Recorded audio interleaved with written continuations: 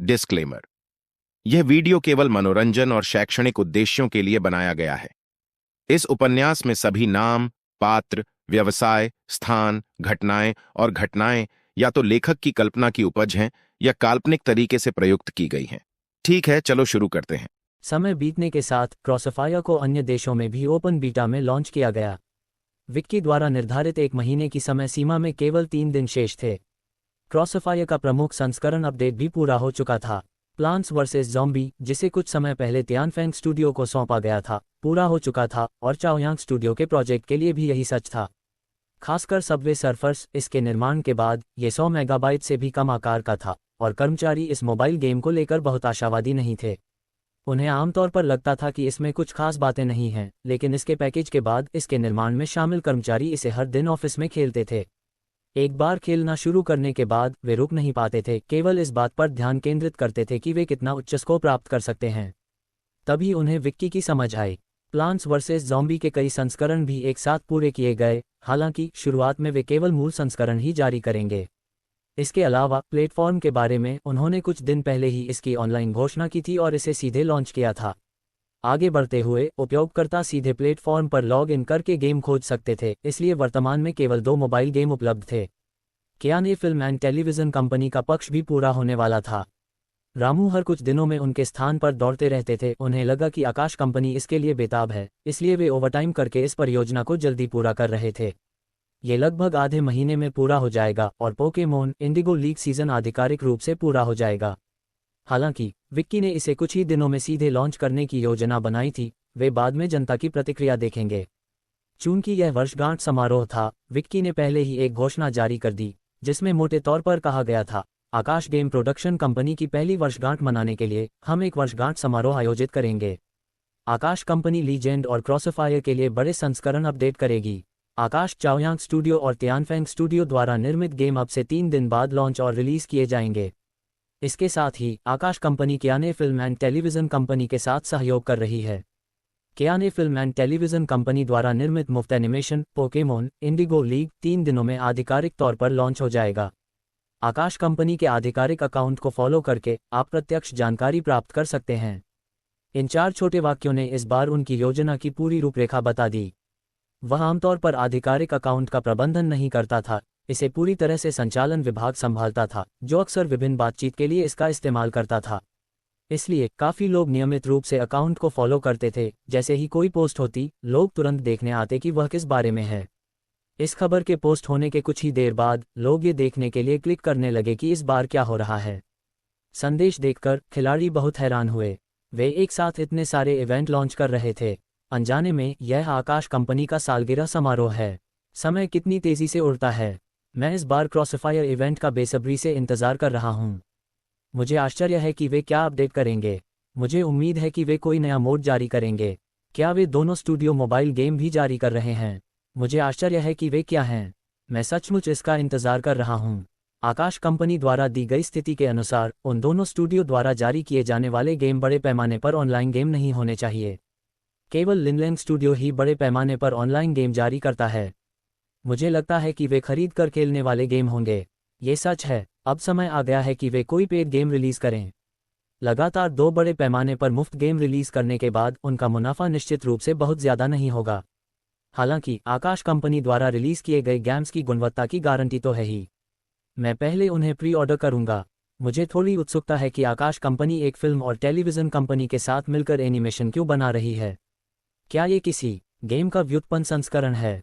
नाम से लगता है कि इसका क्रॉसफायर या लीजेंड से कोई लेना देना नहीं है। ये बहुत अजीब है। क्या आकाश कंपनी भविष्य में एनिमेशन उद्योग में प्रवेश करने का कोई बड़ा कदम उठाने की योजना बना रही है? पोस्ट देखने के बाद खिलाड़ियों को एनिमेशन से कोई परहेज नहीं था, क्योंकि आकाश कंपनी ने पहले ही कह दिया था कि यह मुफ्त होगा। चूंकि इसे देखने के लिए पैसे नहीं लगते, इसलिए समय आने पर वे इसका समर्थन कर सकते हैं। हाल ही में अंतर्राष्ट्रीय स्तर पर क्रॉसफायर दूसरे देशों में अपने लगातार ओपन बीटा के कारण चर्चा का विषय बन गया था। और कल अनुबंधित आखिरी गेम कंपनी ने भी अपने ओपन बीटा लॉन्च की घोषणा की।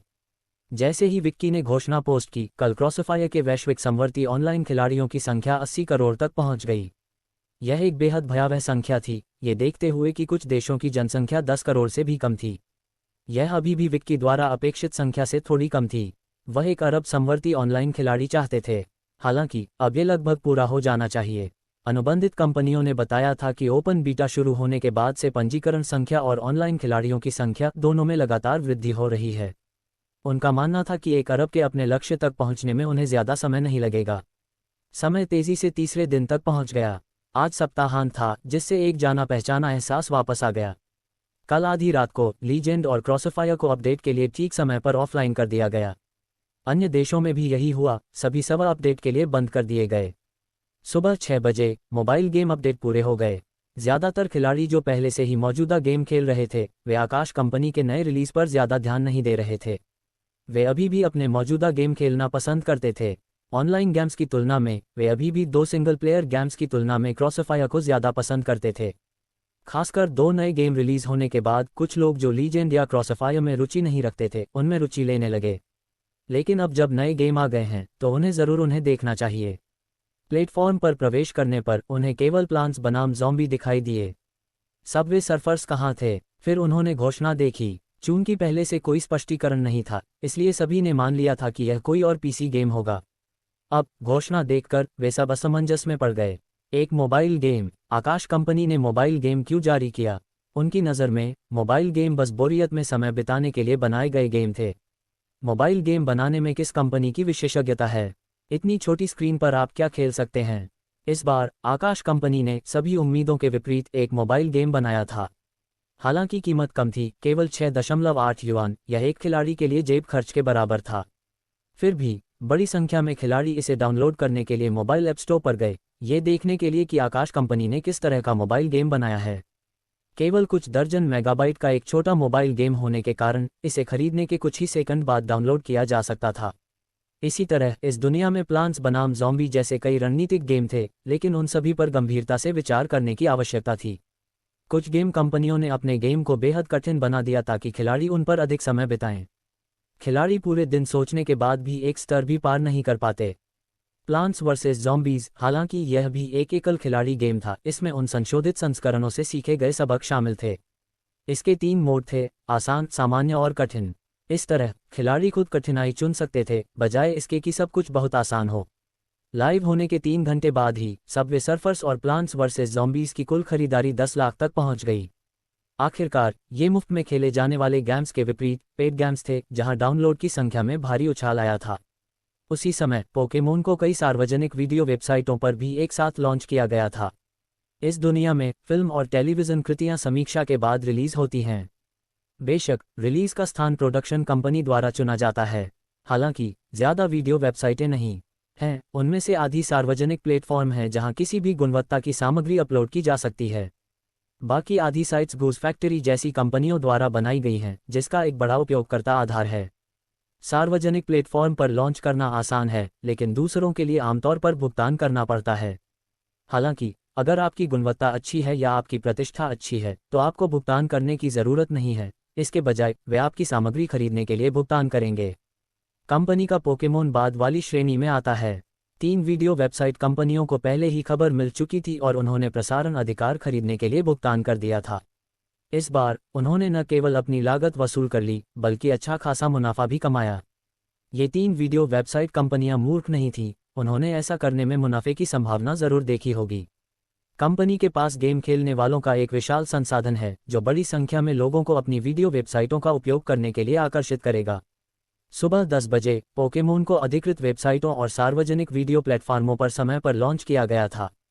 चूंकि यह कियाने फिल्म एंड टेलीविजन कंपनी द्वारा निर्मित था, इसलिए वे स्वाभाविक रूप से इसका प्रसारण भी कर सकते थे और उनके पास अपना ऐप भी था, हालांकि कम उपयोगकर्ताओं के साथ। जब कंपनी ने इसका प्रचार किया तो उन्होंने कियाने फिल्म एंड टेलीविजन कंपनी का भी उल्लेख किया, इसलिए अधिकांश लोग स्वाभाविक रूप से वहां देखने गए। धमाका! दरवाजे के बंद होने की आवाज के साथ लियू गुस्से में और असहाय लग रहा था। मैं क्रॉसफायर क्यों नहीं खेल सकता? मैं भी खेलना चाहता हूँ, लियू ने दरवाजे से चिल्लाया। क्या तुमने अपना होमवर्क पूरा कर लिया है? तुम क्या खेल रहे हो? आज सुबह मेरा खेलने का समय है। कुछ समय पहले उसने अपने भाई को क्रॉसफायर खेलते देखा और कुछ देर उसके पीछे खड़ा रहा। उसे यह बहुत मज़ेदार लगा, इसलिए उसे भी क्रॉसफायर खेलने का शौक हो गया। लेकिन चूंकि वह स्कूल में था, लियू फैंग उसकी निगरानी करता था। उसे दिन में सिर्फ 2 घंटे ही खेलने की इजाज़त थी और तब भी उसे लगता था कि यह काफ़ी नहीं है। चूंकि उनके माता पिता पूरे दिन घर पर नहीं रहते थे, इसलिए वह शिकायत नहीं कर सकता था।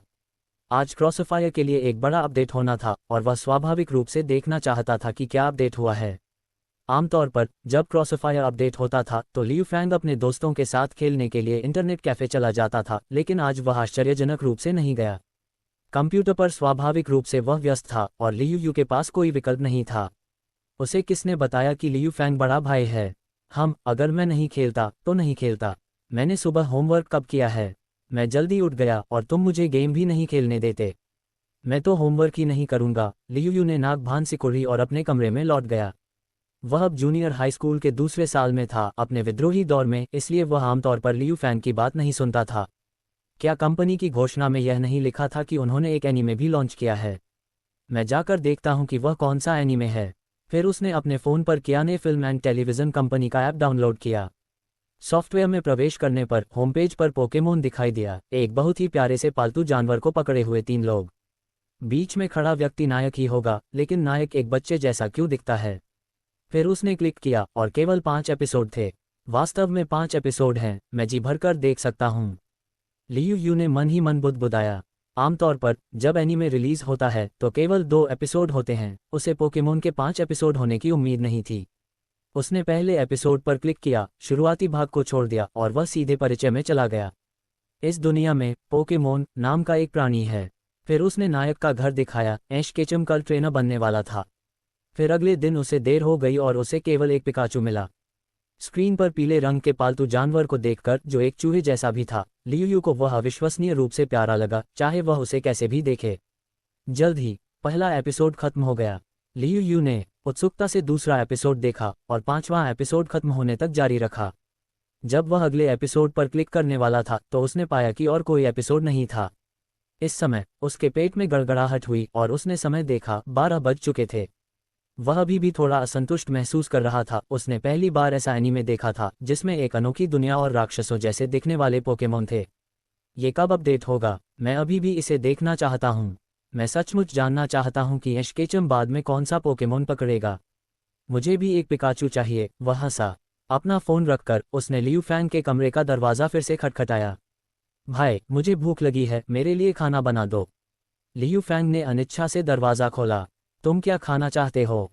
तुम मेरे लिए बनाओ, मैं थोड़ी देर खेलने जा रहा हूँ। ये कहकर वह कमरे में खिसक गया।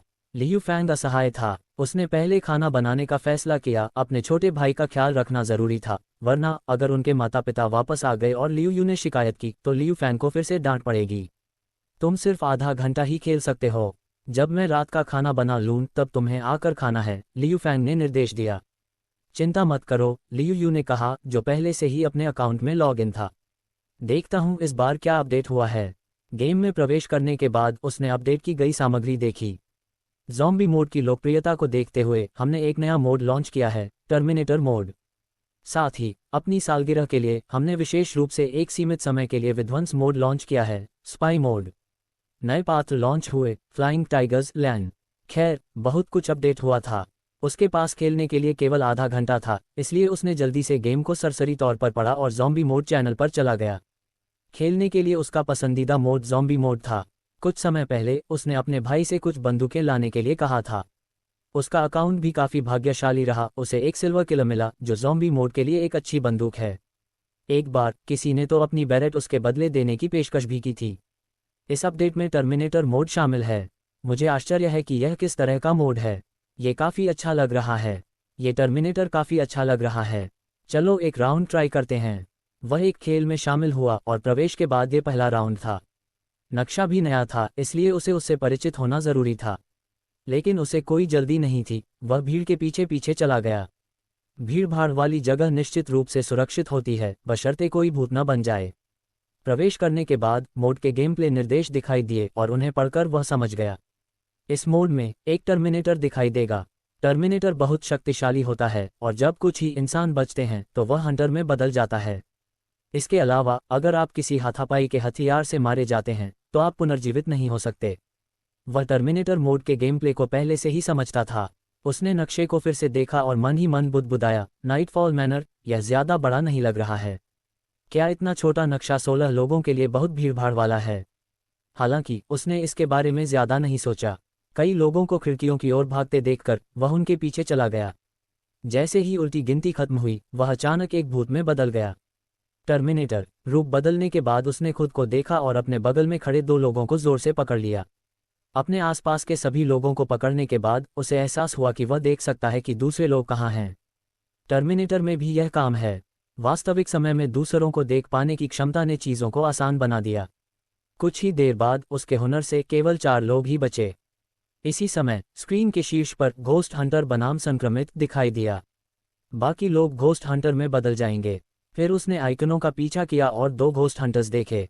वहां पहुंचने से पहले ही उसने एक नए पुनर्जीवित भूत को एक शिकारी द्वारा कटकर मरते देखा। ये घोस्ट हंटर्स किस तरह का नुकसान करते हैं। हालांकि जब वह उसके ऊपर गया तो एक जोरदार प्रहार ने उसे मार डाला, जिससे वह स्तब्ध रह गया। आखिरकार यह उतना प्रभावशाली नहीं था। यह राउंड लगभग खत्म हो चुका था। थोड़ा खींचने के बाद उसने अपने भाई को अपने पीछे खड़ा पाया। खेलना बंद करो, खाने का समय हो गया है। उसने अनिच्छा से राउंड खत्म किया और खाने चला गया। खाने की मेज पर लियू यू खाना खाते हुए लियू फैन को टर्मिनेटर मोड के बारे में बता रहा था, जो उसने अभी अभी खेला था। भाई, टर्मिनेटर मोड बहुत बढ़िया है, सेवियर मोड से भी ज्यादा मजेदार। खासकर हंटर बनने के बाद यह मुर्गियां काटने जैसा है। एक जोरदार वार से ही एक छोटा सा भूत गिर जाता है। बस टर्मिनेटर ही डरावना है। भूतों को चाकू मारने का एहसास कितना सुकून देता है। मैंने देखा, मैं खाने के बाद थोड़ा खेलूंगा। मेरा क्या? लियू यू ने पूछा। तुम, जाहिर है तुम अपना होमवर्क करोगे। ऐसा मत सोचो कि मुझे नहीं पता कि तुमने पहले अपना होमवर्क नहीं किया था। मैं भी खेलना चाहता हूँ। ठीक है, तो तुम आज रात अपना होमवर्क पूरा करने के बाद खेल सकते हो। अपडेट के साथ खिलाड़ियों को टर्मिनेटर मोड खेलने का पूरा शौक हो गया। खासकर जिस तरह से छोटे भूत हंटर को देखते ही तुरंत भाग जाते थे। हालांकि कंपनी ने नए भूत जारी किए, जिससे गेम प्ले और भी मज़ेदार हो गया। विकी अपने ऑफिस में डेटा देखकर बहुत संतुष्ट था। नया रिलीज हुआ टर्मिनेटर मोड अब भी बहुत मज़ेदार था। अब कोई बेतुकी बंदूकें नहीं थीं, बस भूत ही भूत लोगों का पीछा कर रहे थे। घोस्ट हंटर्स वाकई हंटर्स थे, जिनसे छोटे भूत भागते थे। बेशक टर्मिनेटर एक अपवाद थे।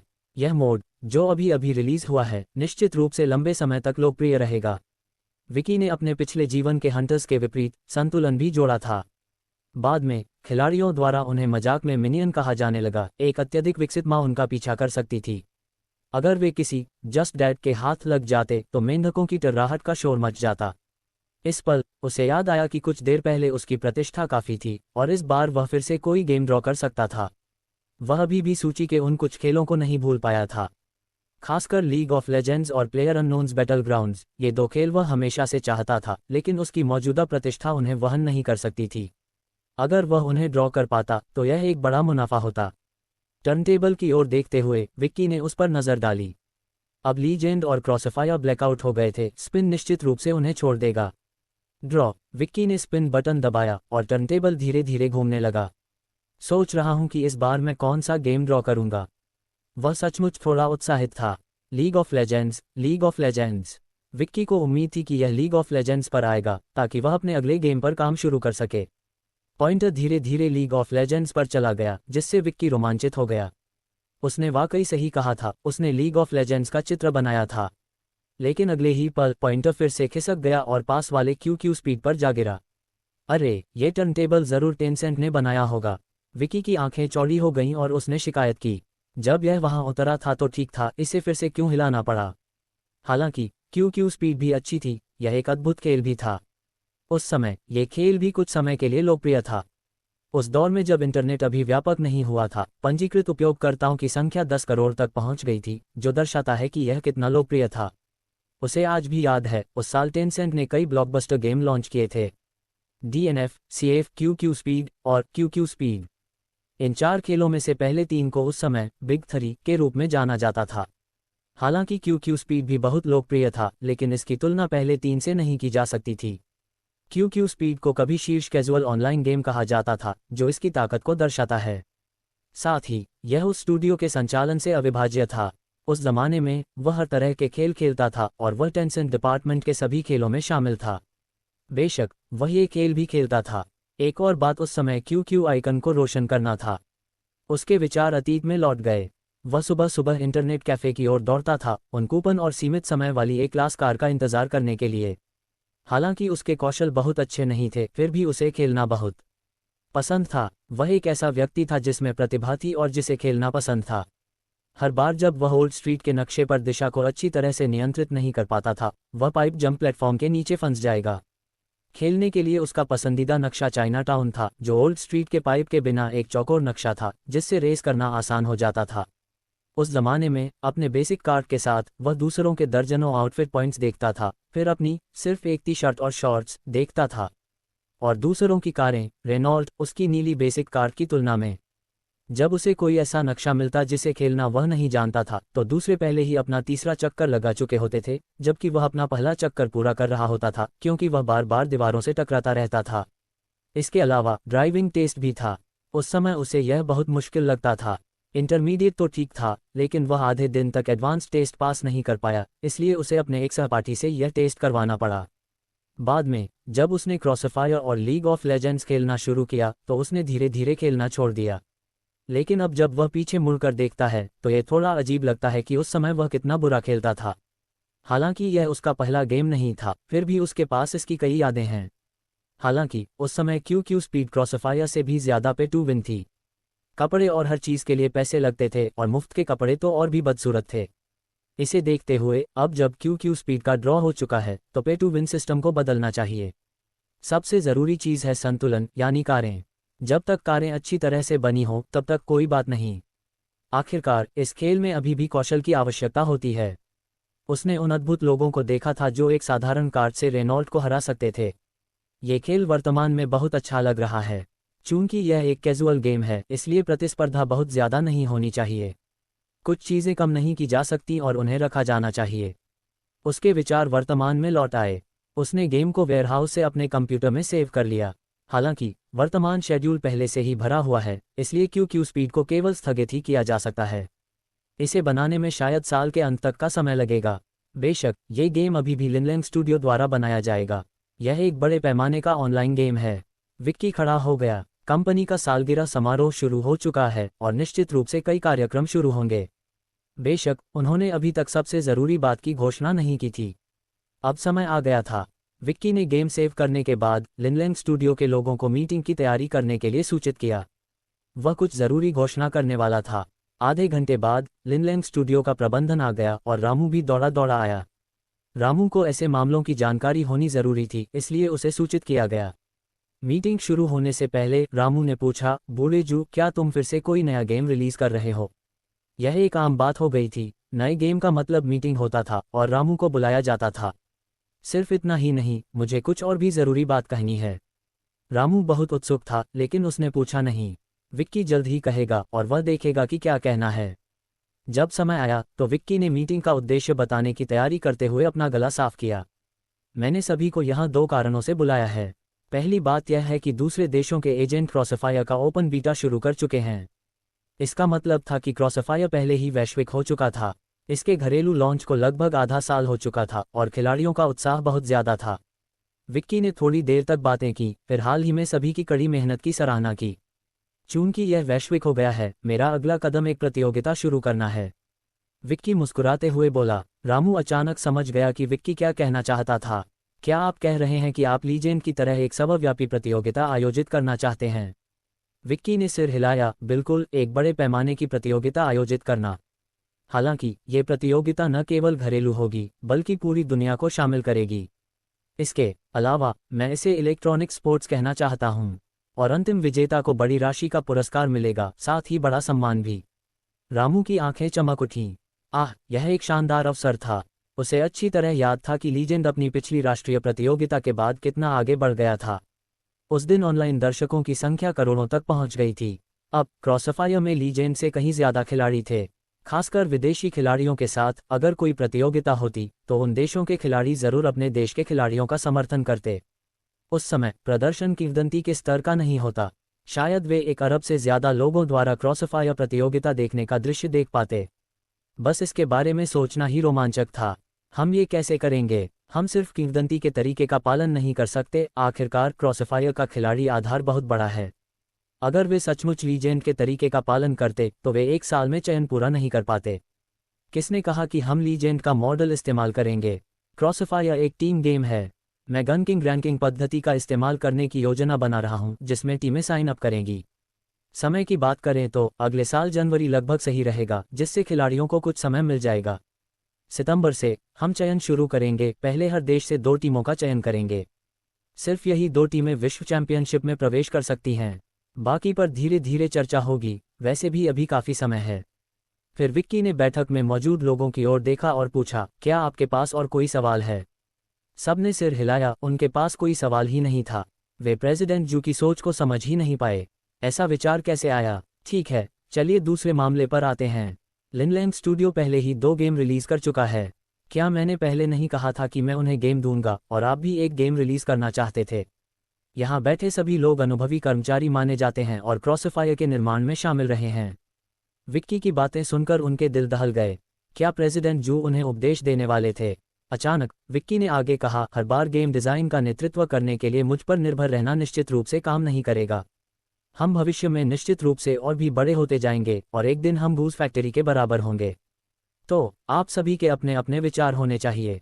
इसलिए मैं हाल ही में एक और प्रोजेक्ट शुरू करने की योजना बना रहा हूं, एक बड़े पैमाने का ऑनलाइन गेम बनाने के लिए। बेशक इस बार यह क्रॉसफायर से अलग है, प्रतिस्पर्धा उतनी जोरदार नहीं है। आप दोनों प्रोजेक्ट के प्रमुख इस गेम पर मेरे साथ काम करने के लिए कुछ लोगों को नियुक्त करें। बेशक मैं केवल मार्गदर्शन ही करूंगा, मुख्य काम आप पर निर्भर करेगा। विक्की की यह बात सुनकर नीचे लीजेंड और क्रॉसफायर के प्रमुखों की भी आंखें चमक उठीं। आखिरकार वे एक गेम बनाने जा रहे थे और यह मुख्य रूप से उन्हें ही सौंपा जाएगा। दोनों तुरंत उठ खड़े हुए और बोले, धन्यवाद अध्यक्ष जू, हम आपको बिल्कुल निराश नहीं करेंगे। ठीक है, इस बैठक के लिए बस इतना ही, बाकी ज्यादा महत्वपूर्ण नहीं है। बैठक 2 घंटे तक चली और उन्होंने अपने अगले सभी कदम समझा दिए थे। बैठक के बाद रामू विक्की के पीछे पीछे उसके कार्यालय चला गया। बैठने के बाद रामू ने पूछा, बूढ़े जू, क्या आप बहुत तेज नहीं हैं? किस बात के लिए बहुत तेज? गेम बनाना। क्रॉसफायर को रिलीज हुए 1 साल भी नहीं हुआ है और आप पहले से ही एक नया गेम शुरू कर रहे हैं। क्या इतनी जल्दी है? मुझे नहीं लगता। हम अपनी उपलब्धियों पर यूं ही तो नहीं बैठ सकते, है ना? हमें अभी भी लगातार नए गेम रिलीज करने होंगे। रामू ने फिर चिंतित होकर कहा, अगर हम इस तरह का नया गेम रिलीज करते हैं तो क्या इसका असर बाकी 2 गेम्स पर नहीं पड़ेगा? नहीं पड़ेगा, ये कहना नामुमकिन है, लेकिन कुछ खिलाड़ी तो हमारे गेम खेलेंगे ही। साथ ही यह एक नए तरह का गेम है और दूसरे खिलाड़ियों को भी आकर्षित करेगा। बाद में विक्की ने उसे दिखाया कि वह जो नया गेम बनाना चाहता था वह कैसा दिखता है। देखो, ये खूबसूरत कपड़े, तुम्हें क्या लगता है ये किसे आकर्षित करेंगे? रामू ने कई खूबसूरत कपड़ों को देखा, फिर कहा, महिला खिलाड़ी? जरूरी नहीं, मैं इसे एक कैजुअल गेम मान रहा हूं, इसलिए कुछ खिलाड़ी तो होंगे ही। अगर मैं इसमें कपल सिस्टम भी जोड़ दूं तो महिला खिलाड़ियों का एक समूह आकर्षित होगा। क्योंकि यह टीम गेम नहीं है, इसलिए अगर आप गड़बड़ भी कर दें तो भी आपके साथी आपको डांटेंगे नहीं। संक्षेप में, अंदर खेलने के कई तरीके होंगे। रामू ने गेम प्ले को फिर से देखा और बात खत्म करने के बाद उसने सिर हिलाया। तुम्हें इस तरह का गेम बनाने का ख्याल कैसे आया? हमने ऐसा गेम पहले कभी नहीं देखा। तुम इसे क्या कहोगे? Q speed. आह, क्यू स्पीड। क्या पहले 2 शब्द गूज फैक्ट्री के चैट सॉफ्टवेयर जैसे नहीं हैं? विक्की ने उदासीनता से कहा, तुम बेवजह चिंता कर रहे हो। वैसे भी इसका मतलब वही नहीं है। मुझे लगता है हमें नाम बदल देना चाहिए। अगर गूज फैक्ट्री हम पर मुकदमा कर दे तो क्या होगा? रामू ने चिंतित होकर कहा, चिंता मत करो, अगर उसकी पिज्जा हट टीम आ भी जाए तो भी वे मुकदमा नहीं जीत पाएंगे। विक्की ने आत्मविश्वास से खुद पर पूरा भरोसा रखते हुए कहा। यह सुनकर रामू हतप्रभ रह गया, उलझन में। तुम्हारा क्या मतलब है? विक्की हल्के से मुस्कुराया, चीनी भाषा बहुत गहरी होती है। अगले दिन जब सब लोग क्रॉसफायर के नए मोड में डूबे हुए थे, आकाश गेम कंपनी ने एक घोषणा जारी की। न केवल आधिकारिक वेबसाइट अकाउंट पर बल्कि गेम में भी सभी खिलाड़ियों को ये सूचना मिली। इंटरनेट कैफे में लियू फैंग और लू शाओहुआ ने हमेशा की तरह लॉग इन किया। शाओहुआ, कल मैंने और मेरे भाई ने पूरी रात टर्मिनेटर मोड खेला। बहुत मजा आया। हंटर बनना वाकई कमाल का था। एक जबरदस्त हमला और एक छोटा सा भूत, इससे ज्यादा संतुष्टि और क्या हो सकती थी? लियू फैंग ने लॉग इन करते हुए कहा, ये वाकई मजेदार है। मैंने कल भी 2 राउंड खेले थे, लेकिन मुझे टर्मिनेटर से डर लग रहा है। टर्मिनेटर के कौशल बहुत ही अजीब हैं। कल मैं आखिरकार एक बार रूपांतरित हुआ और वह टर्मिनेटर अपनी स्किल एक्टिवेट करके मुझे पकड़ने आ गया। दो जबरदस्त हमलों ने मुझे मार डाला। आकाश गेम कंपनी ने इतना विकृत कौशल क्यों जारी किया? सुन शुहाओ ने कहा, इसका कौशल सक्रिय होने पर टर्मिनेटर का स्वास्थ्य लगभग नष्ट नहीं होता। कल मेरे रूपांतरित होने के बाद 2 हंटर्स आए और मुझ पर हमला कर दिया। मैंने एक कौशल सक्रिय किया और उनके 2 जोरदार हमलों से मेरा स्वास्थ्य भी ज्यादा कम नहीं हुआ, एक और व्यक्ति ने कहा। लू शाओहुआ कल नहीं खेला क्योंकि उसे घर पर कुछ काम था। उनकी बातें सुनकर क्या ये वाकई मजेदार था? तो मैं थोड़ी देर में जाकर देखता हूँ। लॉग इन करने के बाद एक विंडो खुली जिसमें एक संदेश था। लू शाओहुआ ने संदेश पर क्लिक करके देखा कि वह क्या था। नमस्ते खिलाड़ी एक्स, क्रॉसफायर अब आधिकारिक तौर पर अन्य देशों में लॉन्च हो गया है और आकाश गेम कंपनी विश्व चैंपियनशिप CFS की मेजबानी करेगी। अगर आपके कौशल उत्कृष्ट हैं तो आप पहली क्रॉसफायर विश्व चैंपियनशिप में भाग ले सकते हैं। नियम टीम भागीदारी के हैं, गन किंग रैंकिंग मोड का संदर्भ देते हुए। विस्तृत नियम 1 महीने में घोषित किए जाएंगे। कृपया उस समय आकाश गेम कंपनी की आधिकारिक वेबसाइट पर ध्यान दें। ये संदेश पढ़कर लू शाओहुआ की सांसें तेज हो गईं। विश्व चैंपियनशिप। स्वाभाविक रूप से उन्हें पिछली लीजेंड राष्ट्रीय प्रतियोगिता के बारे में पता था। लीजेंड राष्ट्रीय प्रतियोगिता की वजह से ही उन्हें आकाश गेम कंपनी के बारे में पता चला। उन्हें आज भी वह राष्ट्रीय नंबर 1 योद्धा याद है। लीजेंड राष्ट्रीय प्रतियोगिता ने उन चंद लोगों की ख्याति में 4 चांद लगा दिए और वह योद्धा शंकर और भी ज्यादा लोकप्रिय हो गया। उन्हें न सिर्फ आकाश गेम कंपनी का 500,000 का बोनस मिला, बल्कि बाद में गेम्स ने भी उन्हें अपना प्रचार करने के लिए आमंत्रित किया।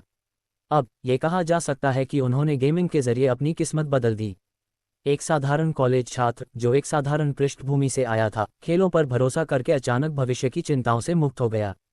उसने बचपन से ही विलासिता का जीवन जिया था। हालांकि उसका परिवार गरीब नहीं था, फिर भी 500,000 एक महत्वपूर्ण राशि थी। और इस बार क्रॉसफायर एक विश्व चैंपियनशिप थी। अगर वह विश्व चैंपियनशिप में भाग ले पाता तो कैसा होता? अपने शुरुआती 20वें दशक में एक युवा के रूप में वह निश्चित रूप से उस मंच पर खड़ा होना चाहता था। वह विश्व चैंपियनशिप का मंच था। उस समय वह प्रतियोगिता में देश का प्रतिनिधित्व कर रहा होता। अगर वह चैंपियनशिप जीत जाता तो कितना गौरवशाली होता। तुम इतने गौर से क्या देख रहे हो? लियू फैंग झुके और लू शाओहुआ की स्क्रीन पर नजर डाली। विश्व चैंपियनशिप। लियू फैंग की आंखें चमक उठीं। यह अब एक राष्ट्रीय प्रतियोगिता नहीं बल्कि एक विश्व चैंपियनशिप थी। उन्हें उम्मीद नहीं थी कि आकाश गेम कंपनी सीधे विश्व चैंपियनशिप की मेजबानी शुरू कर देगी।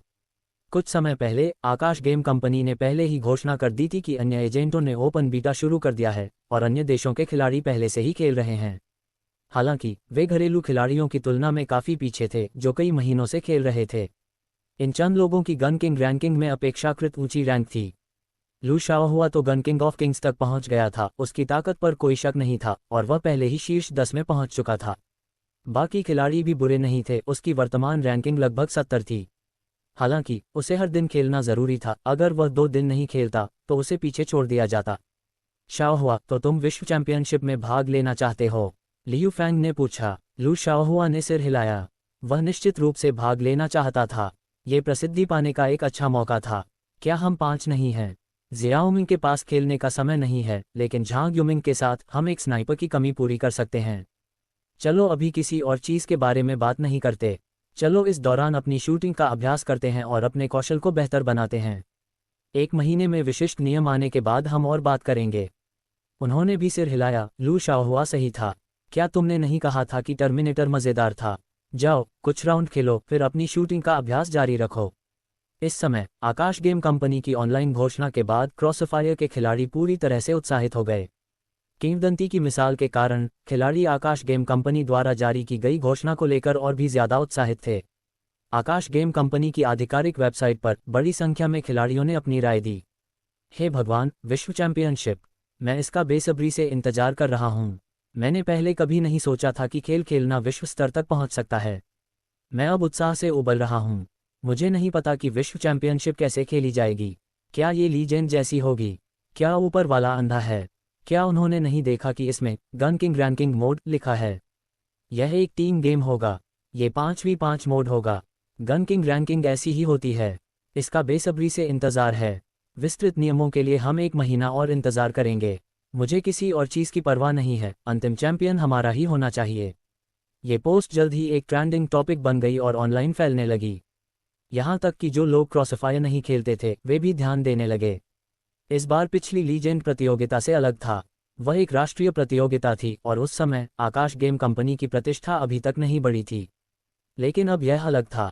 1 साल बाद आकाश गेम कंपनी की प्रतिष्ठा पहले ही बढ़ चुकी थी और इस बार यह एक राष्ट्रीय प्रतियोगिता नहीं बल्कि एक विश्व चैंपियनशिप थी। वर्ल्ड शब्द के साथ जो लोग गेम नहीं खेलते थे वे भी उत्सुक हो जाते और देखने के लिए क्लिक करते। आकाश गेम कंपनी द्वारा घरेलू स्तर पर यह खबर जारी करने के बाद उसने कई एजेंटों को भी सूचित किया। उन्हें अपने घरेलू खिलाड़ियों को यह संदेश भेजने के लिए भी कहा गया। माना जा रहा था कि उनके पक्ष के खिलाड़ी भी यह संदेश पाकर खासे उत्साहित होंगे। इस तरह का खेल पहली बार खेल रहे हैं और एक वैश्विक प्रतियोगिता में भाग ले पा रहे हैं। हालांकि कुछ देशों के खिलाड़ी थोड़े असंतुष्ट थे क्योंकि उनका लॉन्च समय बहुत देर से हुआ था। ड्रैगन किंगडम का ओपन बीटा साल की शुरुआत में शुरू हुआ था, जबकि उनके 2 महीने से भी कम समय पहले गन किंग रैंकिंग में अभी तक गन किंग ऑफ किंग्स भी नहीं थे, जबकि ड्रैगन किंगडम में इनकी संख्या बहुत अधिक थी। गन किंग ऑफ किंग्स की तो बात ही छोड़िए, यह अनुमान लगाया गया था कि उनकी ओर से सिर्फ एक ऑनर गन किंग ही दूसरे देशों के खिलाड़ियों को हरा सकता है। हालांकि असंतुष्ट होने के बावजूद वे आकाश गेम कंपनी को दोष नहीं दे सकते थे, वे केवल उन गेम कंपनियों को दोष दे सकते थे जो उनके देशों में क्रॉसफायर का प्रतिनिधित्व करती थीं। अगर उन्होंने भारत की तरह पहले ही इसका प्रतिनिधित्व शुरू कर दिया होता तो अब उन्हें इतनी चिंता नहीं होती। भारत में तो पहले से ही गन किंग ऑफ किंग्स मौजूद था। लोगों का एक समूह एजेंट कंपनियों की वेबसाइटों पर पहुंच गया और अपना गुस्सा जाहिर करने लगा। इस बीच आकाश गेम कंपनी की तरफ से विक्की द्वारा इस मामले की घोषणा के बाद वह विश्व चैंपियनशिप से जुड़े कामों में व्यस्त हो गया। ये बहुत ही परेशानी भरा काम था क्योंकि खिलाड़ियों की संख्या बहुत बड़ी थी। जैसे जैसे समय बीतता गया, इंटरनेट पर कंपनी द्वारा विश्व चैंपियनशिप के नियमों की घोषणा का इंतजार जोरों पर था। जिन लोगों को लगता था कि उनमें ये हुनर है, उन्होंने भी अपनी निशानेबाजी का अभ्यास शुरू कर दिया, इस उम्मीद में कि भले ही वे विश्व चैंपियनशिप तक न पहुंच पाएं, लेकिन वे नाम कमाएंगे। ये प्रसिद्धि पाने के कुछ मौकों में से एक था। अगर वे अभी से तैयारी नहीं करते तो प्रतियोगिता शुरू होने तक बहुत देर हो चुकी होती। इसी दौरान कंपनी ने एक बार फिर ब्लैक मिथ वुकोन के लिए एक सीजी जारी किया। बर्फीले तूफान के बीच एक जीर्ण शीर्ण मंदिर में एक बंदर लाठी पकड़े आगे बढ़ रहा था। हालांकि यह केवल 2 मिनट का सीजी था, इसने एक बार फिर खिलाड़ियों की ब्लैक मिथ वुकोन के लिए उम्मीदें बढ़ा दी, यहां तक कि कुछ चर्चाओं को क्रॉसफायर से भी हटा दिया। अब तक केवल 2 सीजी जारी किए गए थे, लेकिन खिलाड़ी पहले से ही उत्सुकता से भरे हुए थे। आखिरकार 1 महीना बीत गया। इस दौरान विकी दूसरे कामों में व्यस्त रहा। उसे अभी भी क्यू स्पीड पर नजर रखनी थी क्योंकि कुछ क्षेत्र अभी भी उसके अधीनस्थों के लिए समस्याग्रस्त थे। चूंकि वे पहली बार इस तरह के खेल से रूबरू हुए थे, इसलिए उन्हें गेम प्ले की मूल समझ नहीं थी। इसलिए विक्की को धीरे धीरे इन समस्याओं को सुलझाना था, वरना खेल की लॉन्च प्रक्रिया में देरी हो जाती।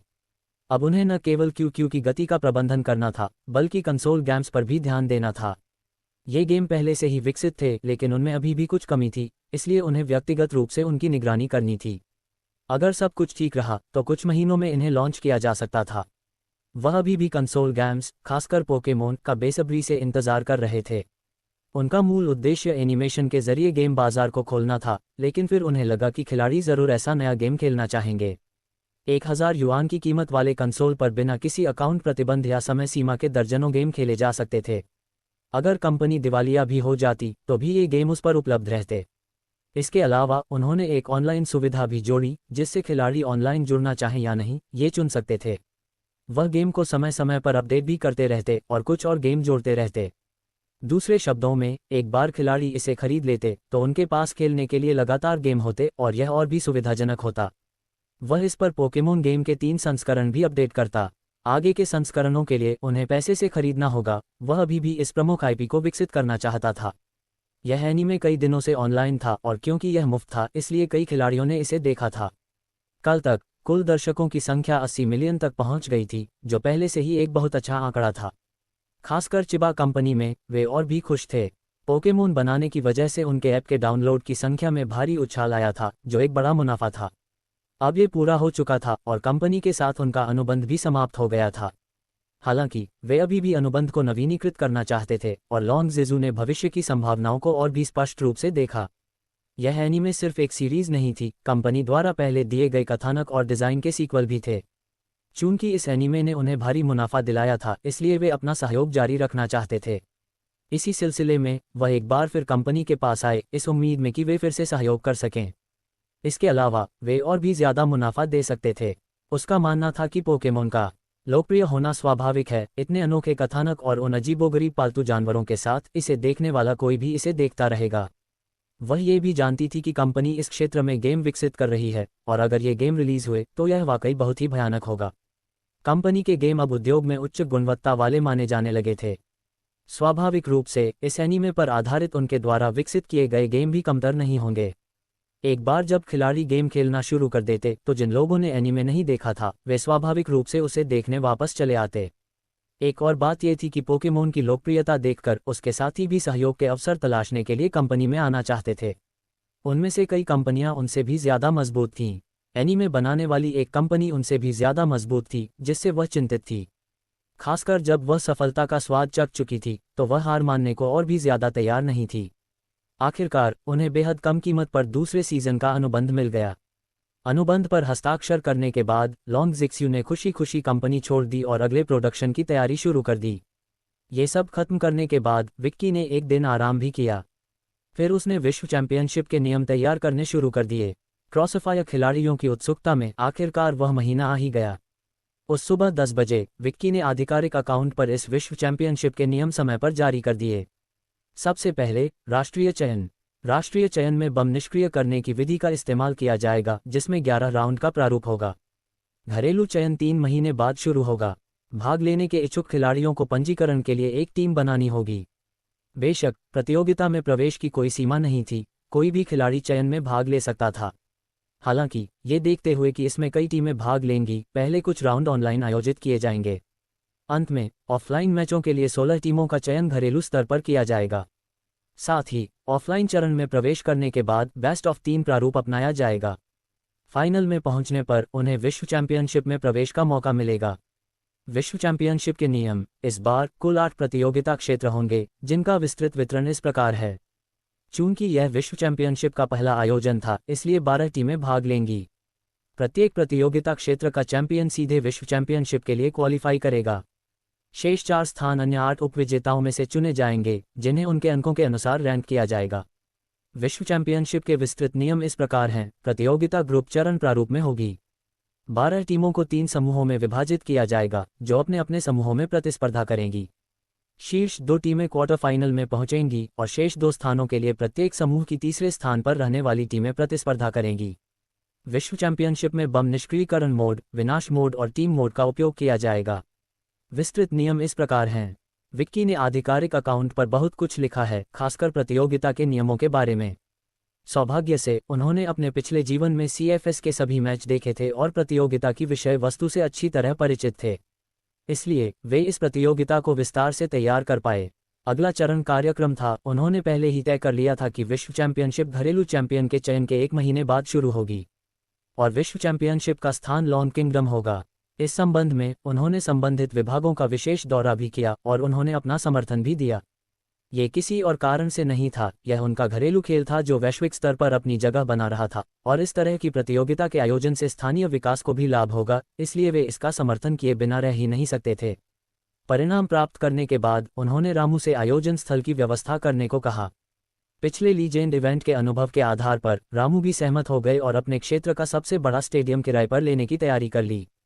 हजारों लोगों को समायोजित करने में सक्षम एक ऐसा स्थल क्रॉसफायर विश्व चैंपियनशिप को एक भव्य उपस्थिति भी प्रदान करेगा। कंपनी द्वारा विश्व चैंपियनशिप के नियमों की घोषणा के बाद खिलाड़ियों की प्रतिक्रिया जबरदस्त रही।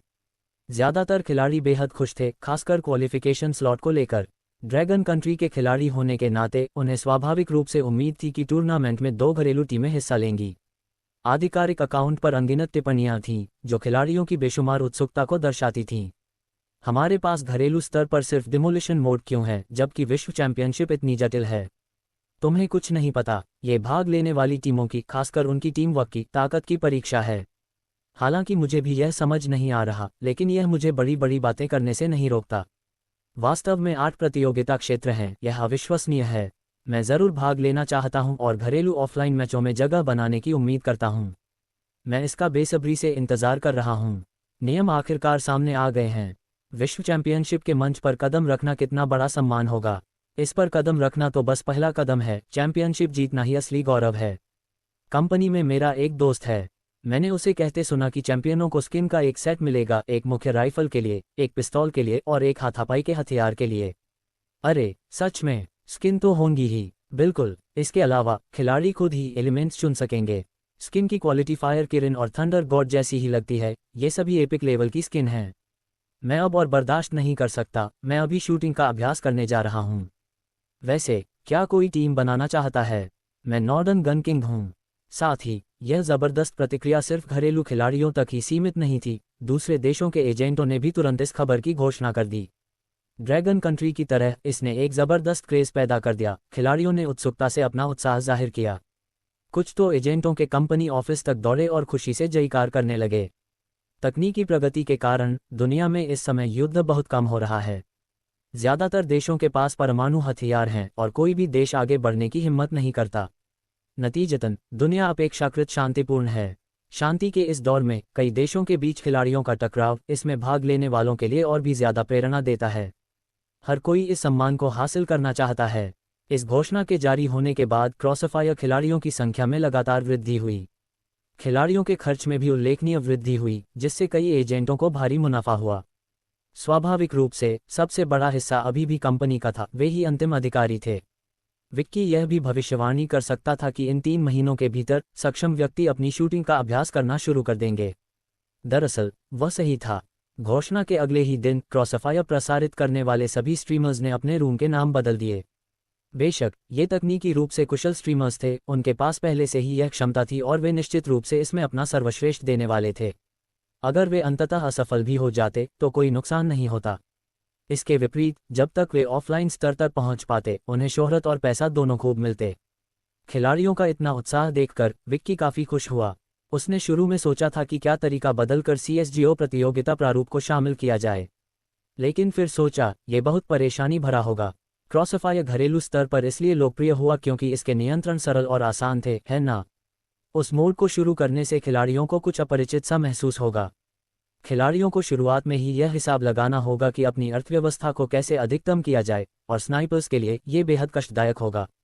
स्नाइपर राइफल के बिना कुछ खिलाड़ियों का कौशल स्तर सचमुच गिर जाएगा। इसके अलावा क्रॉसफायर के माहौल में सिर्फ पिस्तौल से शुरुआत करना वास्तव में आदर्श नहीं है।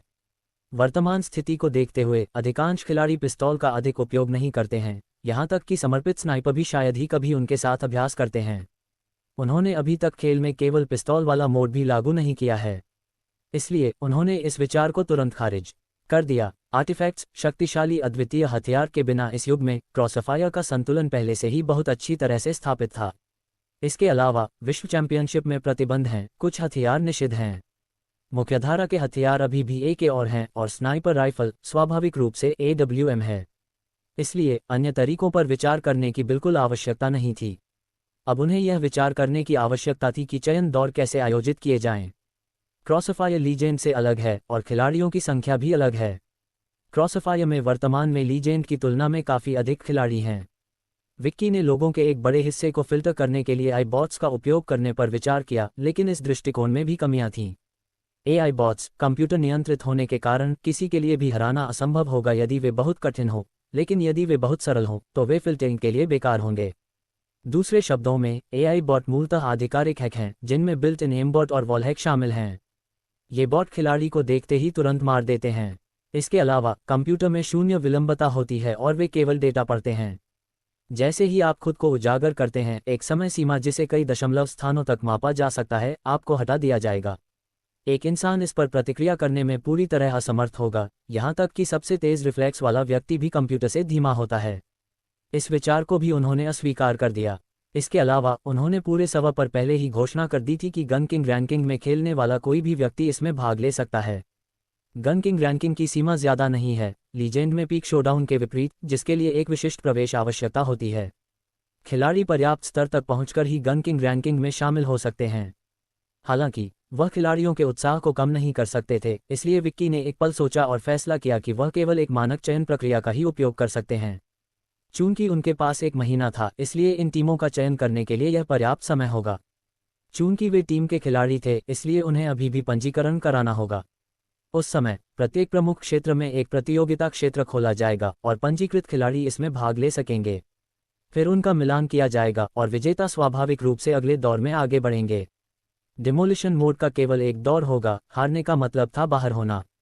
उन्होंने लीजेंड टूर्नामेंट के लिए इस्तेमाल की जाने वाली विधि अपनाई, जिसमें पूरे दिन खेल के भीतर मैच आयोजित किए जाते थे और टीमों को प्रतिदिन 3 मैच पूरे करने होते थे।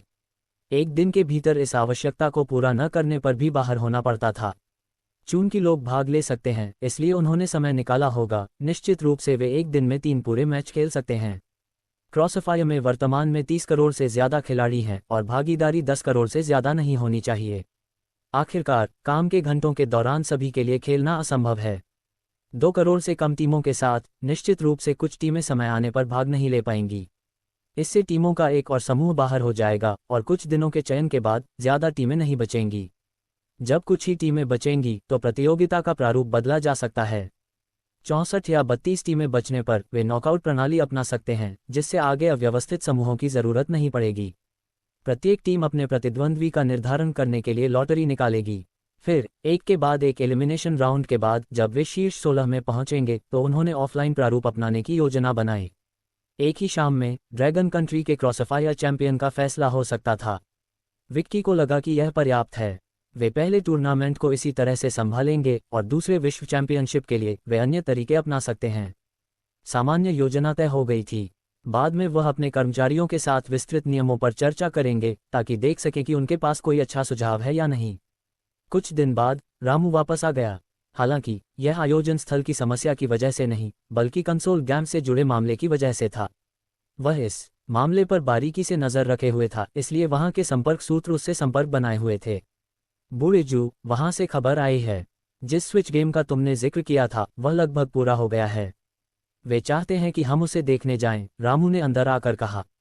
ये पूरा हो गया। विक्की ने अपना काम नीचे रख दिया। इतनी जल्दी? उसके हिसाब से सिर्फ आधा साल ही बीता था, फिर भी ये पूरा हो चुका था।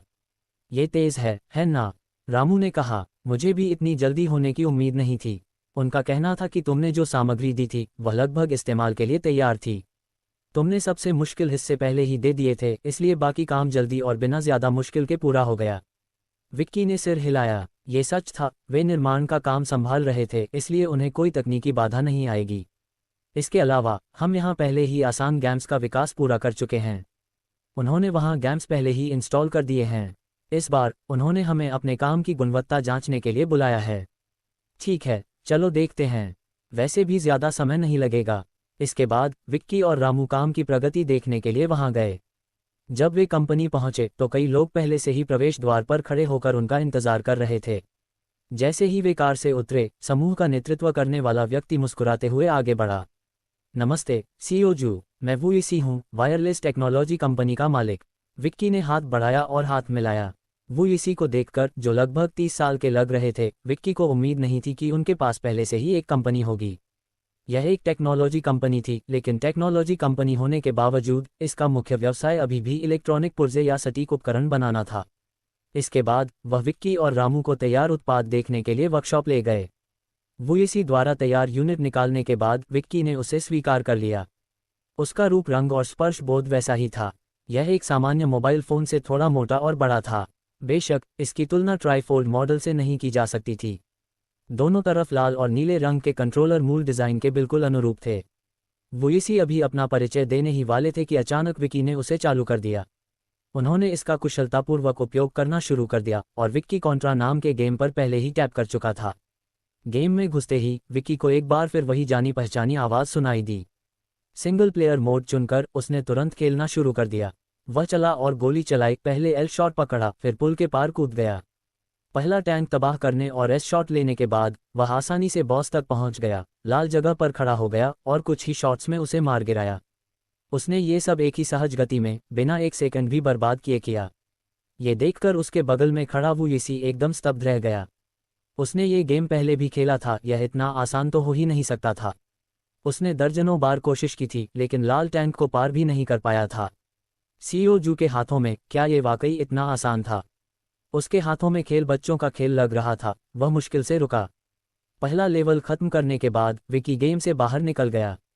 उसमें अभी भी वही जाना पहचाना एहसास था। बचपन में जब वह दोस्तों के साथ खेलता था तो उनका तालमेल हमेशा खराब रहता था और अक्सर वह अपने दोस्त की जान ले लेता था।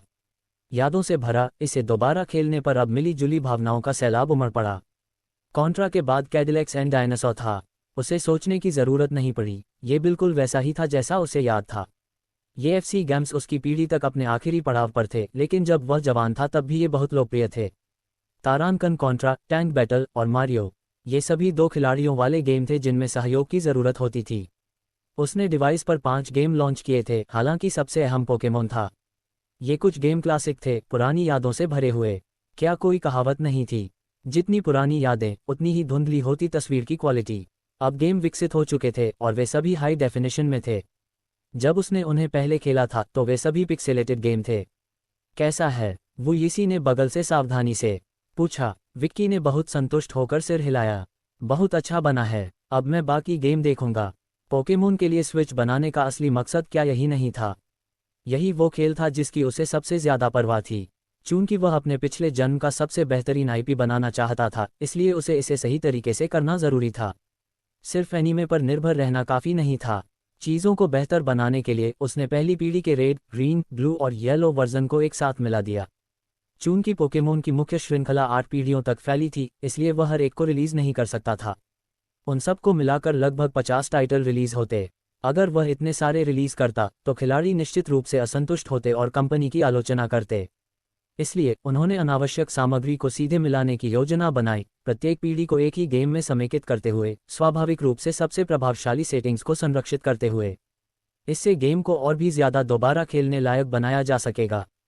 पहली पीढ़ी का गेम मूल सीरीज से बिल्कुल मेल खाता था, क्योंकि दोनों ही कांटो क्षेत्र में खेले गए थे। उन्होंने पहले डेटा की जांच की थी। कांटो आर्क में 150 से ज्यादा पोकेमोन शामिल थे, उन्हें पहले इसका एहसास नहीं था। चलो देखते हैं कि यह गेम कैसा दिखता है। विकी ने पोकेमोन गेम में प्रवेश किया। शुरुआत में कोई बदलाव नहीं हुआ, सिवाय इसके कि शुरुआत में कंपनी का लोगो दिखाई दिया, उसके बाद प्रोफेसर ओक। इसके बाद शुरुआती पोकेमोन का चयन हुआ, जो अब भी परिचित कांटो स्टार्टर पोकेमोन तिकड़ी थी। चार्मेंडर, बुल्बासौर और स्क्वाटल, ये शुरुआती पोकेमोन तिकड़ी थी जिनसे खिलाड़ी सबसे ज्यादा परिचित थे और जिन्हें वे सबसे ज्यादा बार देखते थे। उनकी लोकप्रियता भी सबसे ज्यादा थी, खासकर चारिज़ार्ड। इसके अग्नि उड़ने वाले संयोजन ने खिलाड़ियों को उसे चुनने के लिए विशेष रूप से उत्सुक बना दिया। बाद में मेगा इवोल्यूशन मैकेनिक के आने के बाद उसकी लोकप्रियता और भी बढ़ गई। सबसे मज़ेदार बात यह थी कि उसके 2 मेगा इवोल्यूशन हुए थे, और मेगा इवोल्यूशन के बाद उसके आंकड़े इतने शक्तिशाली थे कि उसे एक अर्ध पौराणिक पोकेमोन कहना कोई अतिशयोक्ति नहीं होगी। बेशक विशुद्ध लोकप्रियता के मामले में शीर्ष स्थान हमेशा पिकाचू के पास रहा था, और इसमें कोई संदेह नहीं था। एनीमे का भी अब कुछ ऐसा ही प्रभाव पड़ रहा था। ऑनलाइन पिकाचू को समर्पित एक प्रशंसक मंच पहले ही बन चुका था, और उसके काफ़ी सदस्य थे। वह सोच सकता था कि स्विच रिलीज होने के बाद इस गेम को खेलने वाला कोई भी व्यक्ति पिकाचू को पालने की कोशिश जरूर करेगा। विक्की की नज़र फिर से गेम पर गई। उसने फिर भी चार्मेंडर को चुना। क्यों? उसे एनीमे में ऐश केचम के चारिज़ार्ड की याद आई। नहीं, उसे दादा ऐश कहना चाहिए, उसकी ताकत वाकई बहुत ज़्यादा थी। बस अफसोस की बात थी कि गैरी के ब्लास्टोइस के खिलाफ अपने आखिरी मुकाबले में उसे थोड़ी किस्मत का साथ नहीं मिला।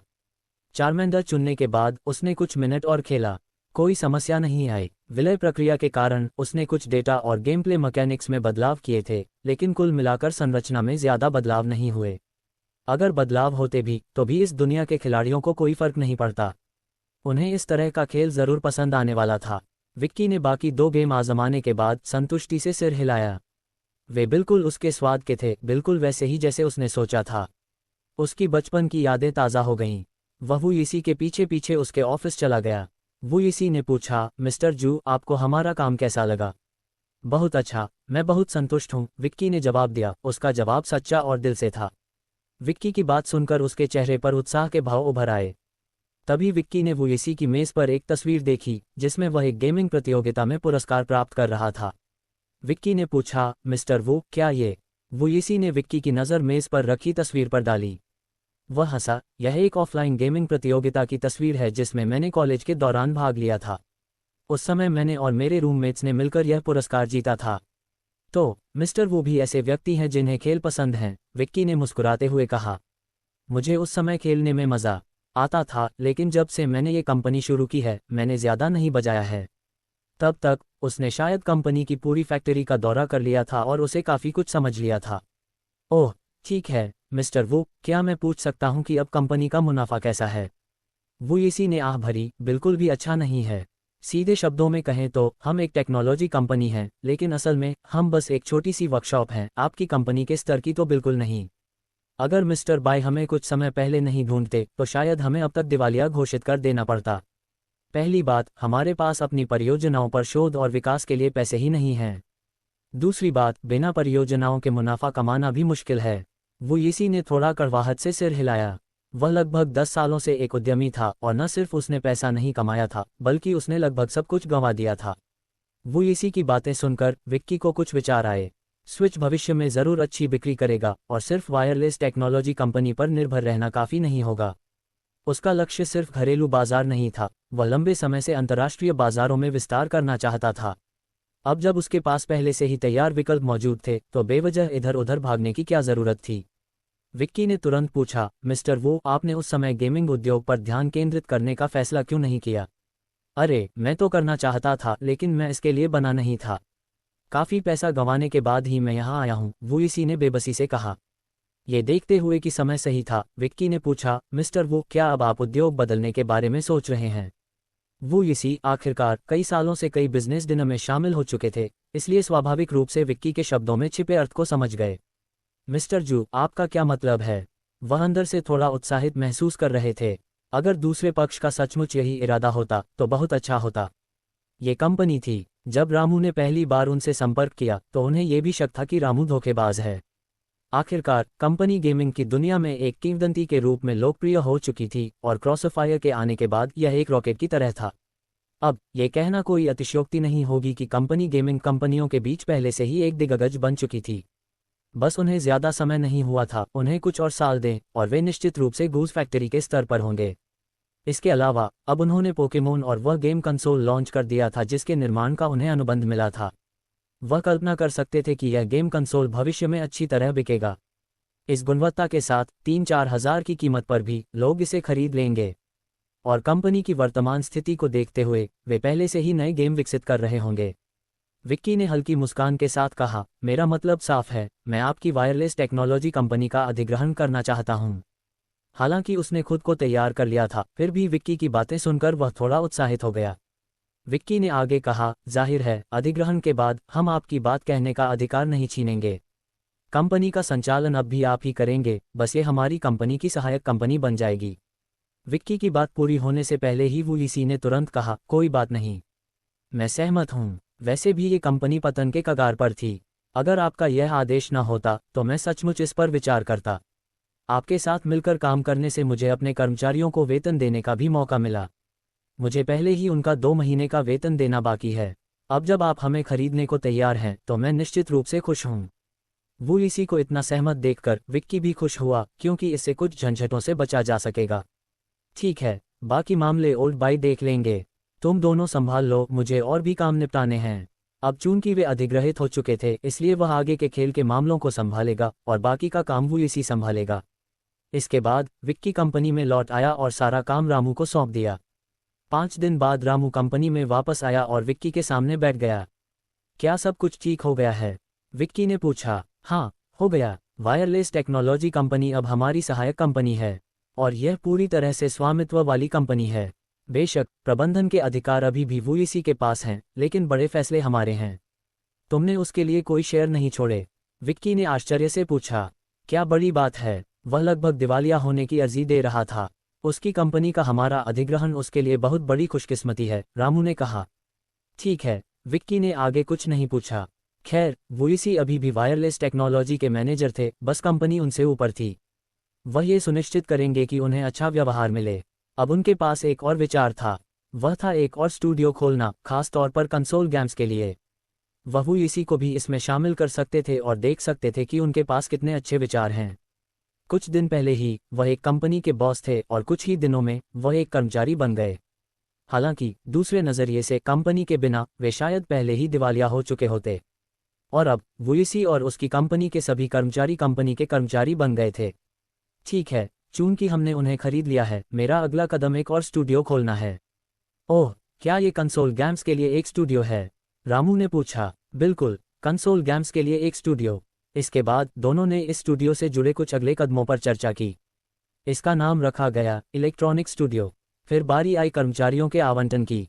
विक्की स्वाभाविक रूप से नेतृत्व करेगा, लेकिन वे वुइसी को डिप्टी के रूप में रख सकते थे ताकि ये देख सकें कि उनका प्रदर्शन कैसा है। आखिरकार वह गेम मामलों के प्रभारी थे। इस समय रामू ने अचानक कहा, ठीक है, हमारा किराया समाप्त होने वाला है। क्या हमें इसे नवीनीकृत करना चाहिए या स्थानांतरित करना चाहिए? स्थानांतरित हो जाएं। विक्की ने याद किया, लगभग 1 साल हो गया था, समय सचमुच उड़ गया। शुरू में उसे लगा कि यह जगह ठीक ठाक है, लेकिन अब इसमें कुछ कमी लग रही थी। 3 स्टूडियो में बंट जाने के बाद उनका कार्यालय काफ़ी भीड़भाड़ वाला हो गया था। हालांकि वे आधी मंजिल पर थे, फिर भी इतने लोगों के लिए जगह नहीं थी। तो फिर सोचने की क्या बात है, हमें बस कहीं और चले जाना चाहिए, कहीं बड़ी जगह। हमारा दायरा अब छोटा नहीं रहा, हम इतनी छोटी जगह में सिमट कर नहीं रह सकते, विक्की ने कहा। ठीक है, मैं जाकर तैयारी करता हूँ। इसे अंतिम रूप देने में लगभग आधा महीना लगना चाहिए। विक्की ने सिर हिलाकर उसे मामला संभालने का अधिकार दिया। अपने व्यक्तित्व के कारण उसे कोई भी इमारत स्वीकार्य लगती थी, और वह किसी खास जगह के बारे में क्या अच्छा है और क्या बुरा, ये स्पष्ट रूप से नहीं बता पाता था। वह अक्सर अनन्य की स्थिति में पड़ जाता था, लेकिन रामू अलग था। वह जिस पर भी अपनी नज़रें गड़ाता वही उसका चुनाव होता था, और वह हिचकिचाता नहीं था। इसलिए उसे इस तरह का काम सौंपना आदर्श था। वह अब भी दफ्तर में बैठकर गेम खेलना पसंद करता था। समय तेजी से बीतता गया। आधे महीने बाद रामू को एक उपयुक्त जगह मिल गई। ये जगह एक औद्योगिक पार्क थी और वे वहां जा रहे थे। यहाँ आने का कारण रामू के पारिवारिक संबंध थे। उसका एक रिश्तेदार संयोग से उसी क्षेत्र में काम करता था और कंपनी अब शहर में एक बेहद लोकप्रिय संस्था बन गई थी। कंपनी उस समय शहर के लिए एक प्रमुख करदाता थी और उच्च अधिकारी निश्चित रूप से कंपनी पर पूरा ध्यान दे रहे थे। अब जब कंपनी की ज़रूरत थी तो उसे पूरा करना ही था, वरना अगर कंपनी चली जाती तो उच्च अधिकारियों को भारी नुकसान होता। रामू द्वारा अनुरोध प्रस्तुत करने के बाद उनके लिए तुरंत एक जगह ढूंढ ली गई। यह एक नवनिर्मित इमारत थी जो अभी भी खाली थी। यह कोई गगनचुंबी इमारत नहीं थी, केवल 6 मंजिला। इस आकार की कंपनी के लिए ऐसा कार्यालय पता प्रदान करना बेहद उपयुक्त था। जब रामू ने उसे नक्शा दिखाया तो वह थोड़ा हैरान हुआ। उसने उम्मीद नहीं की थी कि वे लगभग 1000 कर्मचारियों को समायोजित करने वाली एक पूरी इमारत किराए पर ले लेंगे। इसके अलावा अधिकारियों ने काफ़ी रियायतें दी, जिससे यह उनके लिए एक बड़ा सौदा बन गया। चूंकि उन्होंने हमें इतनी अच्छी जगह दी है तो हम किस बात का इंतजार कर रहे हैं, चले जाए, विकी ने हाथ हिलाते हुए कहा। आधे महीने के अंदर उन्होंने औद्योगिक पार्क में स्थानांतरण पूरा कर लिया। उसे नई जगह काफ़ी संतोषजनक लगी। कर्मचारियों के आने के बाद वहां अब इतनी भीड़ भाड़ नहीं रही। हर किसी के पास अपना विशाल कार्यस्थल था, जबकि पहले वे एक दूसरे से सटे हुए थे। साथ ही उन्होंने प्रत्येक स्टूडियो के लिए कार्यालय की जगह आवंटित कर दी। कंपनी के प्रमुख होने के नाते उन्होंने स्वाभाविक रूप से 6 मंजिला इमारत की ऊपरी मंजिलों पर अपना दावा ठोंक लिया। फिर प्रत्येक स्टूडियो को एक मंजिल आवंटित की गई और शेष जगह का उपयोग बाद में कर्मचारियों की संख्या बढ़ने पर किया जाएगा। इस बदलाव के बाद विक्की ने आधिकारिक वेबसाइट पर कई घोषणाएं की, जिनमें एक और ब्लैक मिथ वुकोंग सीजी का रिलीज भी शामिल था। इसके बाद उन्होंने घोषणा की कि स्टूडियो द्वारा विकसित एक नया गेम पहले से ही डिज़ाइन में है और क्रॉसफायर वर्ल्ड चैंपियनशिप के समापन के बाद रिलीज होने की उम्मीद है। इस खबर के रिलीज होने से खिलाड़ी कुछ समय के लिए उत्साहित हो गए। एक और नया गेम आने वाला था। लगभग 1 साल हो गया था। इससे पहले लीजेंड और वर्तमान क्रॉसफायर के साथ आने वाला गेम निश्चित रूप से उन्हें निराश नहीं करेगा। ज़्यादातर लोग कंपनी के नए गेम का बेसब्री से इंतजार कर रहे थे। हालांकि क्रॉसफायर खिलाड़ी वर्ल्ड चैंपियनशिप की शुरुआत का और भी ज़्यादा इंतजार कर रहे थे। टूर्नामेंट शुरू होने में अभी 1 महीना बाकी था, तभी कंपनी ने एक बार फिर एक नए स्टूडियो की घोषणा की। इससे खिलाड़ी हैरान रह गए। वे एक और स्टूडियो जोड़ रहे थे। कंपनी के पास अभी कितने गेम विकसित हो रहे थे जो अभी रिलीज नहीं हुए थे, उन्हें भी शामिल करें तो उनके पास सिर्फ 4 गेम थे। उनमें से 2 विशिष्ट गेम थे और कंपनी का ये फैसला उनके लिए समझ से बाहर था। कुछ लोगों को पहले ही पता चल गया था कि स्टूडियो के गेम बड़े पैमाने के ऑनलाइन गेम थे। लीजेंड और क्रॉसफायर दोनों स्टूडियो के थे। दूसरी ओर स्टूडियो मोबाइल गेम लॉन्च करता था, जबकि दूसरा स्टूडियो सिंगल प्लेयर गेम पर केंद्रित था। इससे स्वाभाविक रूप से खिलाड़ी यह अनुमान लगाने लगे कि क्या कंपनी किसी अलग तरह के गेम के लिए एक और स्टूडियो जोड़ने की योजना बना रही है। चूंकि उन्होंने केवल एक स्टूडियो स्थापित करने का जिक्र किया था, इसलिए कंपनी ने कोई और जानकारी नहीं दी। खिलाड़ियों को इसमें ज़्यादा दिलचस्पी नहीं थी, जब तक कि उन्होंने ये घोषणा नहीं की कि वे किस तरह का गेम बनाना चाहते हैं। इस मामले को लेकर चर्चा जल्द ही शांत हो गई। हालांकि क्रॉसफायर वर्ल्ड चैंपियनशिप अब बस 1 महीने से भी कम समय में होने वाली थी। खिलाड़ी इसका बेसब्री से इंतजार कर रहे थे। उत्साह एक बार फिर बढ़ गया, खासकर जब टूर्नामेंट सिर्फ 1 हफ्ते दूर था। क्रॉसफायर के सभी खिलाड़ी इस इवेंट पर पूरी तरह केंद्रित थे। अब तक ट्रैफिक की तलाश में कुछ लोगों ने अपनी टीमों का खुलासा कर दिया था और 1 से ज़्यादा टीमें थीं। नतीजतन कुछ लोगों ने इन टीमों का ऑनलाइन मूल्यांकन करना शुरू कर दिया। वे देखना चाहते थे कि ये टीमें कितनी आगे बढ़ सकती हैं। कुछ ने तो ये भी दावा किया कि चैंपियन इसी ग्रुप से निकलेगा। वीडियो देखकर ही लग रहा था कि ये टीमें वाकई बहुत मजबूत थीं, तेज स्कोपिंग और एक हेडशॉट्स का प्रदर्शन कर रही थीं। उनका बेहतरीन तालमेल उनके शानदार कौशल को और भी निखार रहा था। हालांकि कुछ लोग संशय में थे। उनका मानना था कि वे अपने हाथ का ज्यादा प्रदर्शन कर रही हैं और इतना दिखावटी होने से उन्हें निशाना बनाया जा सकता है। यहाँ तक कि बड़े बड़े प्रभावशाली लोगों ने भी इस मामले पर टिप्पणी की। अचानक इंटरनेट क्रॉसफायर विश्व चैंपियनशिप से जुड़ी सामग्री से भर गया। 3 दिन शेष रहते कंपनी ने पंजीकरण शुरू करने के लिए एक नोटिस भी जारी किया।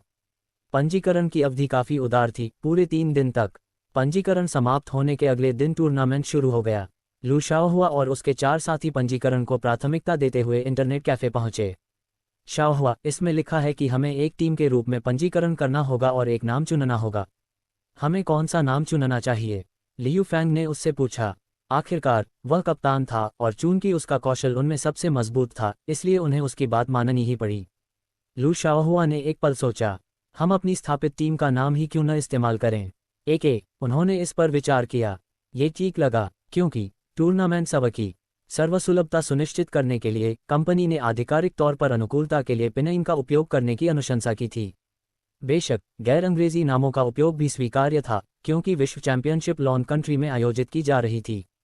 टूर्नामेंट लॉन कंट्री के मानकों के अनुसार स्थापित किया जाएगा, तो फिर हम 2 और अक्षर क्यों न जोड़ दें? लियू फैंग ने सुझाव दिया। कौन से? डेंग फेंग, जो शिखर तक पहुंचने और चैंपियनशिप जीतने की हमारी इच्छा का प्रतीक है। सहमत। इस प्रकार उन्होंने टीम का नाम तय किया, डेंग फेंग के। पंजीकरण अवधि समाप्त हो गई और टूर्नामेंट का समय आ गया। मेरे दोस्तों को सुनने के लिए धन्यवाद।